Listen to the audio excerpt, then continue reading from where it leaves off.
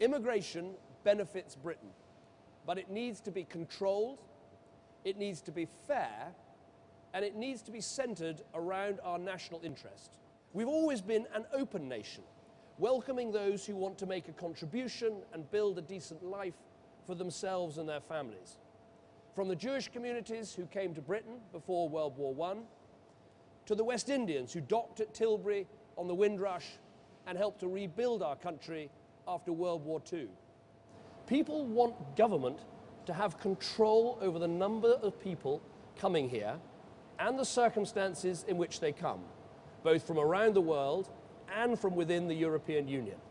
We will revoke licenses from colleges and businesses which fail to do enough to prevent large numbers of migrants that they sponsor overstaying their visas. We will extend our new policy of deport first, appeal later, to cover all immigration appeals where a so-called right to family life is invoked.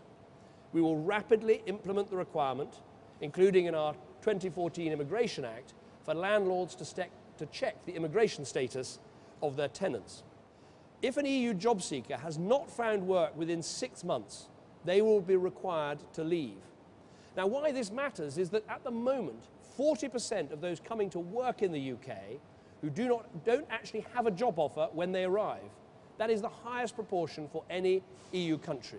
And I believe with this change, many of those will no longer come. So I would insist that in the future, those who want to claim tax credits and child benefit must live here and contribute to our country for a minimum of 4 years.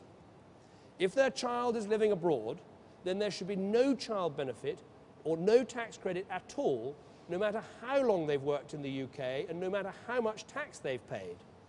And we'll introduce a new residency requirement for social housing, meaning that you can't even be considered for a council house unless you've been here, again, for at least 4 years. EU migrants should have a job offer before they come here. UK taxpayers will not support them if they don't. And once they're in work, they won't get benefits or social housing from Britain unless they've been here for at least 4 years. Yes, these are radical reforms, but they are also reasonable and fair.